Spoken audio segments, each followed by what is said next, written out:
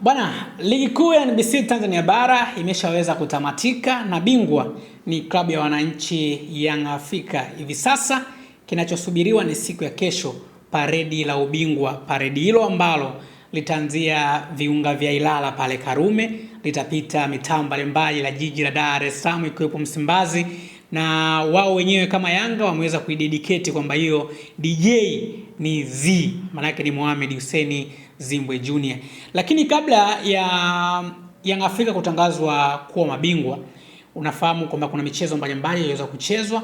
Moja kati ya michezo ambayo ilikuwa inafuatiliwa mwishoni huko ni mchezo kati ya Young Africans dhidi ya JKT Tanzania. Mchezo huo ulifanyika katika dimba la Meja Jenerali Samuyo pale Mbweni jijini Dar es Salaam, huku Simba wakacheza katika dimba la KMC Complex. Young Africa katika mchezo wao dhidi ya JKT walikuwa wajatumia vyumba maalum kwa ajili ya kubadilishia nguo. Wao wakaenda kwenye nyumba iliyokuwa pembeni na uwanja wa Meja Jenerali Samuyo. Wao wenyewe wanajiita jumba la maajabu. Nataka nikukumbushe nyuma kwenye mchezo wa dabi ya Kariakoo pia ya klabu ya Yanga ilitumia nyumba hiyo hiyo, na mwisho wa siku wakatozwa faini ya milioni 30, lakini wakachangisha wakapata. Lakini kwenye mchezo huu Yanga imekuwa kama imejiamlia mambo hivi lakini muda huu ninavyozungumza na wewe, bodi ya ligi kuu ya Tanzania bara imeweza kutoa taarifa rasmi ya matukio hayo ambayo yanaendelea kwenye michezo ya mwisho wa ligi kuu ya NBC Tanzania bara. Ngoja nikupitishe moja kati ya taarifa ambayo imeandikwa na bodi ya ligi kuu Tanzania bara. Taarifa hiyo imeandikwa kama ifuatavyo.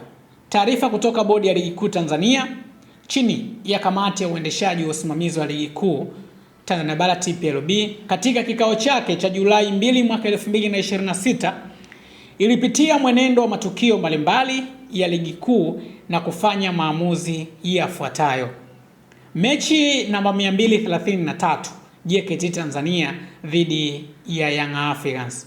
Klabu ya Young Africans imetozwa faini ya shilingi milioni 100 kwa kosa la wachezaji na maofisa wake wa ufundi kutotumia chumba rasmi cha kuvalia kwenye uwanja wa Meja Jenerali Samuyo Dar es Salaam. Badala yake walitumia nyumba iliyo nje ya uwanja upande wa pili wa barabara, kinyume na matakwa ya kanuni ya 17 kifungu cha 20 ya ligi kuu na taratibu za mchezo. Lakini pia kutokana na taarifa hiyo ikaambatana na taarifa ya onyo ambayo inasema kwamba katika hatua nyingine, kamati ya uendeshaji na usimamizi wa ligi imewapeleka kwenye kamati ya maadili ya TFF rais wa Young Africans Engineer A. Saidi na afisa mtendaji mkuu wa klabu hiyo Andre Mtine ili kutoa maelezo ya msingi kutokana na makosa ya kujirudia ya uvunjifu wa kanuni inayotaka timu kutumia vyumba rasmi vya kuvalia kwenye uwanja wa mchezo husika.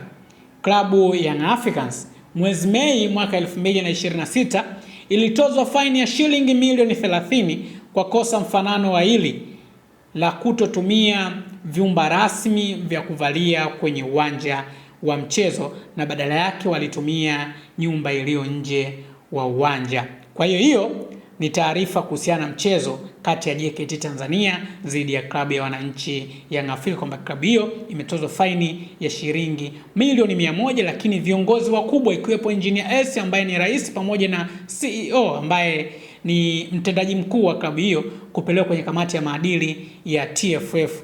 Lakini pia kama ile tukio la Pacome Zouzoua kuvunjika mguu, bodi ya ligi kuu hawajaweza kutolea maamuzi yoyote. Wao wanaamini kwamba ni fair play au ni nini au yote wameweza kubainisha hapo. Lakini pia mchezo namba 234 Simba Sports Club 1 KMC FC 0. Klabu ya KMC imepewa onyo kali kwa kosa la wachezaji wake watatu: Aimar Saidi Twaibu alitumia jezi namba 71, Steven Donald Mginwa jezi namba 80 na Hussein Ali Kiio jezi namba 86 kuvaa jezi zenye namba inayozidi 70 katika mchezo tajwa hapo juu. Adhabu hii ni kwa mujibu wa kanuni ya 17 kifungu cha 62 ya ligi kuu na taratibu za mchezo. Lakini pia mechi namba 240 Namungo 2 Mtibwa Sugar 0. Klabu ya Mtibwa Sugar imetozwa faini ya shilingi milioni 5 kwa kosa la wachezaji na maafisa wake wa ufundi kutotumia chumba rasmi cha kuvalia kwenye uwanja wa Majaliwa mkoani Lindi, kinyume na matakwa ya kanuni ya 17 kifungu cha 20 ya Ligi Kuu Tanzania Bara. Hizo ni baadhi tu ya adhabu ambazo zimetolewa na bodi ya Ligi Kuu. Unaweza kujiuliza kwamba kwa nini klabu ya Mtibwa Sugar naye haijatumia chumba rasmi cha kubadilishia nguo imetozwa faini ya milioni 5, lakini klabu ya Young Africans naye pia hajatumia chumba rasmi cha kubadilishia nguo ametozwa faini ya milioni 100.